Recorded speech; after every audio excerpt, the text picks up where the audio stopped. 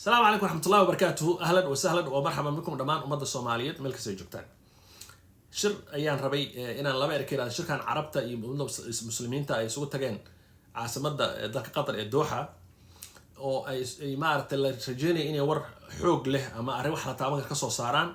ما دام مركو رئيس الدقيقي عاصمة خليجك أما جالف كانتريز كميت كم إذا عاصمة الدوحة قطر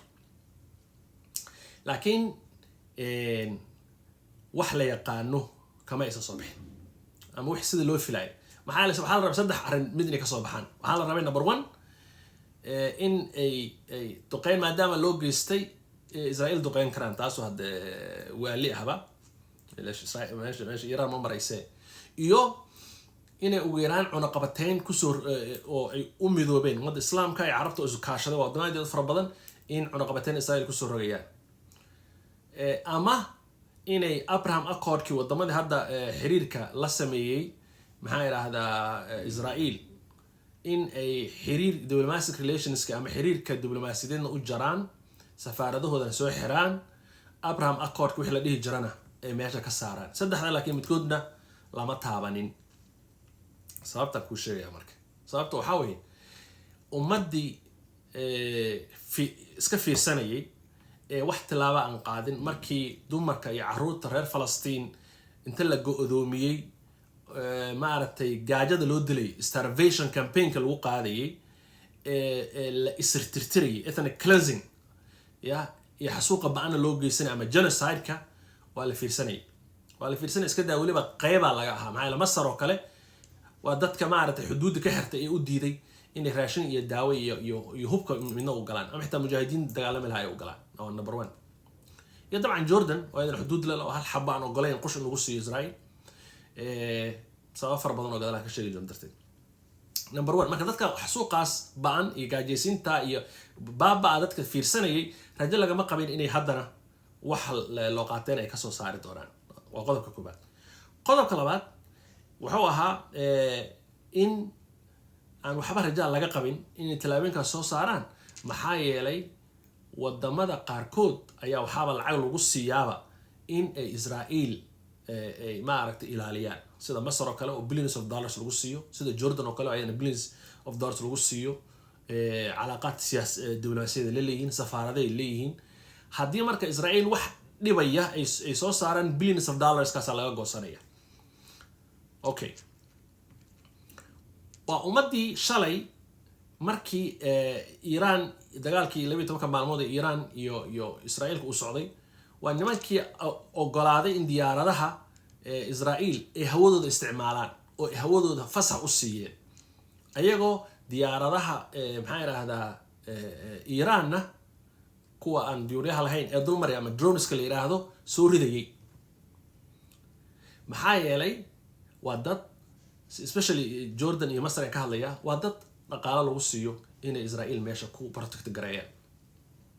ayadoo loo gacan Israel ka hadlayso wax la yiraahdo Greater Israel ama ay rabtaba in isku darsataba Masar siira ka qabsato Jordan wada la qado Sacuudiga qayb ka qaato Iraq qayb ka qaato Lebanon qayb weyn ka qaadato ama isku wada qaadataba ya Syria sidoo kale ma fahmay waxyaalaha kale oo yaab kale waxa weeye markii cunaqabateynta gaajada ay u dhamaanayeen reer Falastiin waxa ka dhiidiyay nimanka Xuutiyiinta la dhahay oo ayagana xiray gacanka caadan xiray oo diyaaradihii macnaha doomankii iyo maraakiibta u socotay Israel ka joojinay meesha maraan marka taas soo dhacday Israel xaaladdu ku xumaatay wadamada ay khaliijka oo Sacuudiga uu horeeyo iyo Imaaraadka iyo Jordan iyo Israel iyo Egypt ayaa shaxnado baabuur oo waaweyn ay nooc leh oo wax ka sabay saaran yihiin u gudbinay Israel ayadoo dhanka Falastiiniinta gaajo loo dhameynayo marka nimanka ayadoo walaalahood dadka muslimiinta dumarka carruurta gaajo loo dhameynaya baabuur inta wax walba ka buuxiyo u gudbinayay maxaa yiraahdaa Israel u gudbinayay miya rajal laga qabaa inay wax Israel lidku ay soo saaraan mustahiil waxaan taa ka sii daran oo qodob kale ayadana sirdoonka Israel Mossad iyo Shampat iyo sirdoonka Mareykanka FBI da CIA-da iyo kuwa badana Israel iyo Mareykan xulafadooda ah maartay NATO ama European Union ka oo ugu horeeyay 6 Ingiriiska waxay la shaqeeyaan oo ay embedded yihiin sirdoonada kale oo carabta sidaa daraaddeed in laga rajeeyo sutagooda inay wax soo saaraan war yani saddex qodob soo sheegno ama cunaqabatayn ama dagaal ama calaaqa loo jiro ah ayadana waxay noqotay wax mustaxiil ah okay waxaa intaa kasii dheer oo qodobka ugu muhiimsana dadkan wadamada ay madaxda ka yihiin ay haystaan waa wadamo maxaa idhaahdaa aan loo dooranin waa familo caa'ilaad waaye waa familo wadamo haysta wadamadan waxay ku haystaan waxaa waaye maaha in la doortay maaha doorasho inay ku yimaadeen maaha marka waa familo ummad dhan isaga dul fadhiyo iska haysta wadamo dhaqaale iyo barwaaqa soorana haysta aan la dooranin qasabna aysan ahaynba in la rababa maxaa wax ka xanuun badan ma jiraan in lagu yiraahdo qof aan ka aqoon badnayn oo ka karti badnayn oo ka dadnimo wanaagsan in la yiraahdo hogaanka dalka aad u dhalatay uu kaaga xaq badan maxaa lay familka uu ka dhashay darteed waa very sad waxay leeyahay maadi Soomaaliya hadaan inay dhibkaan haysanin marka isleen haddii marka aad iswaashaan xukunka weynaysan dalka la ka wareejinaya haddii rabaan waa la indiliyaa sida Qadaafi ku dhacdo kale sida Saddam ku dhacday oo kale sida daraaddeed ma aragtay dhankaas ma aragtay waxba tilaabaha soo qaadanayna marka maxaa la sameeyaa waxa la yiraahdaa marka masraxiyad ma aragtay aan waxba ka jirin acting show wala dhigaa waa meesha Soomaaliya ka dhahan bol haftays haye mada loo yeerayaa wala soo imaanayaa lacag la qarsh gareynaya shira ma aragtay la ilaaminayaa baba ugu dambeyn maxaa ka soo baxaya cambaarayn waliid ma dhaafto cambaarayn ka soo baxda bas cambaarayn marka ma yaa intee tagtaa maxay tartaa nothing absolutely nothing waxaa kale ayadana muhiima in inta ku daraya shirka maalinta uu bilaabanay maalinta ka horeysa waxa loo yeeray ra'iisul wasaaraha Qatar ahna wasiirka arrimaha dibadda Washington lagu la kulmay waxa lagu yiri yaa weylak yaa weylak meeshaas dadkaas isku yeeraysaan waxa ka soo bixi waa wax dhiba ka soo bixin markii la kulmay ka bacdi Mark Rubio loo diray waxa loo diray maxay raada Yahuuda asagana ma arta fariina loo dhiibay leeyahay خلاص hadda hal mar arbax loo rufta Qatar mar labaad yaa loo celinin baasha ma artay barteena ma artay ku jub hayla Qatar ma aha kaliya in uu ku yaalo saldhiga military ugu weyn Mareykanka waliba ku yaalo waxa ku bixiyaan 300 milyan oo dollar sanad kasta oo base-kaas lagu rangareynay ayaga jeebkooda ka bixiyay waxaan ka sii daawatay markuu u tagay maxay raahdaa Trump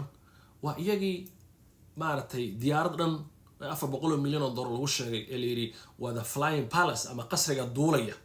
si uu qalbaysantaa darteed Trump soo siiyay waliba inta aan u hareyn yiri trillions of investments ama inta soo trillion oo dollar oo maalgashi ah inay Mareykanka ku sameeyaan ballan kala soo galay sababta ayaga waxa soo dhan sameeyay hadana la duqay maxaa yeelay waxa ay Israa'iil rabto ayaa Mareykan ka socda dadka Mareykan siyaasadda la socdaan waxay og yihiin maaha inuu Mareykan taageersan yahay si inuu jecel yahay oo kala maaha may wax kala jira waxa jirana waxa waaye